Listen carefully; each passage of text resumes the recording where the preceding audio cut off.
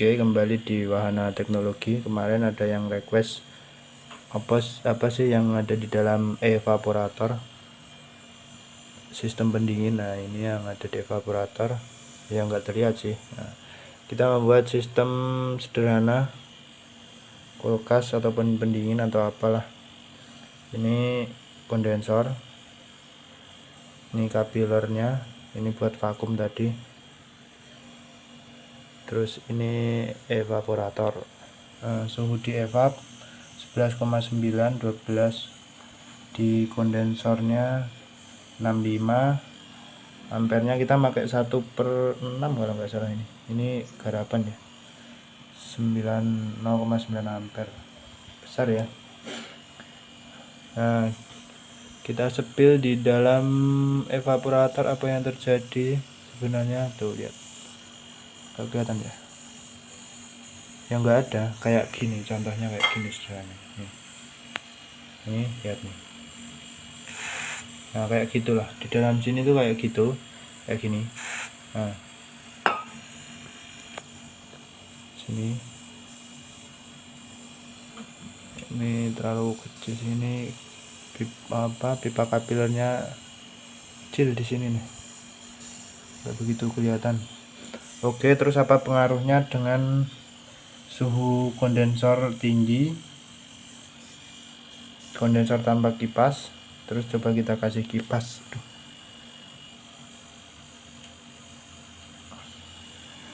Ampere 933. Nah, kita coba kasih kipas di kondensornya. Suhu kondensor akan perlahan turun terus. Apa yang terjadi pada suhu evaporatornya? Kita tunggu.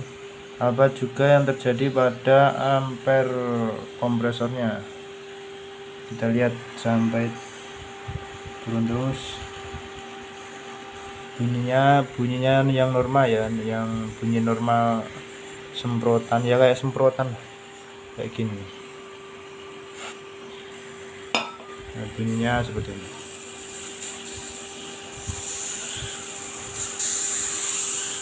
Kedengaran nggak tuh? Cus. Kita lihat lagi.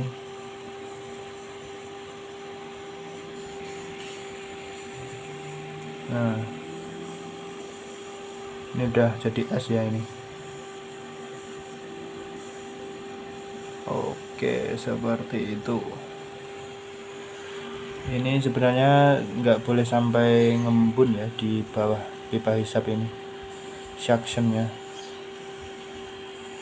Kita lihat suhunya, suhu kondensor 59 derajat. Nah, pengaruhnya jika suhu kondensor turun terus, nah, suhu evapnya juga akan turun, tekanannya juga akan turun, ampernya pun akan turun. Nah, jadi sebenarnya kipas seperti kayak di AC itu penting ya. Kalau enggak ini bakal panas, terus dinginnya enggak maksimal. Kalau di kulkas biasanya ini ditaruh di bodi, jadi dia dinginnya maksudnya panasnya itu nyebar ke bodi, sama dari dalam kan evapnya itu kan dingin, nah, didinginkan dari dalam juga, jadi imbang. Kalau di AC ini di luar kondensornya dikipasin, besar itu di outdoor unitnya.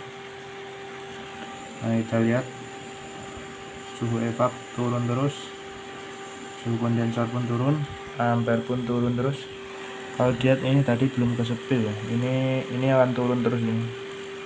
Ini kita isinya cuma sedikit sih, sisa pengerjaan kemarin. Ini tinggal berapa gram, mungkin 10 gram atau berapa, 0 PSI enggak, sekitar 1 PSI lah. Nah, itu ya. Jadi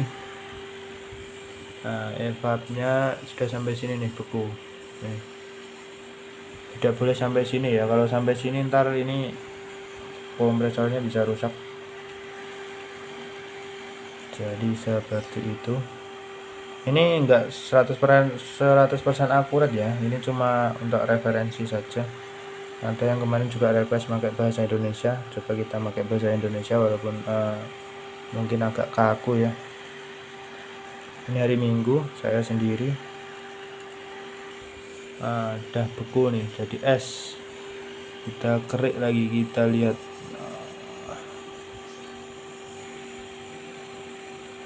Nah, ini pipanya pakai pipa transparan, bekas sih sebenarnya, kita nggak beli baru, cuma buat nyoba aja. Mungkin teman-teman bisa coba. Ini juga sealnya kita pakai kawat agar tidak bocor. Disarankan kalau pakai kayak gini ini sebenarnya nggak 100% rapet ya, pakai metil tauson ini untuk menghilangkan atau mengikat oksigen kadar air di dalam sistem. Oke, suhu kondensor 56, suhu evap udah 0 derajat, udah pasti beku, mantap jiwa. Ini kompresor masih rusak, ini yang kita pakai. Esnya sampai retak nih. Ini turun terus. Oke, cukup sekian untuk referensi saja buat para teman-teman teknisi mungkin atau apa, semoga bisa jadi ilmu. Ini tadi buat vakum ya.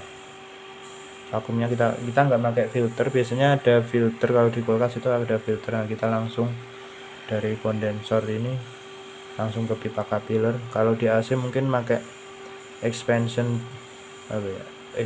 valve namanya. Kalau di kulkas ya paling sering pakai pipa capiller kecil kayak gini. Oke, standby, ampere turun, tekanan turun, suhu kondensor turun, suhu evap pasti turun sampai negatif.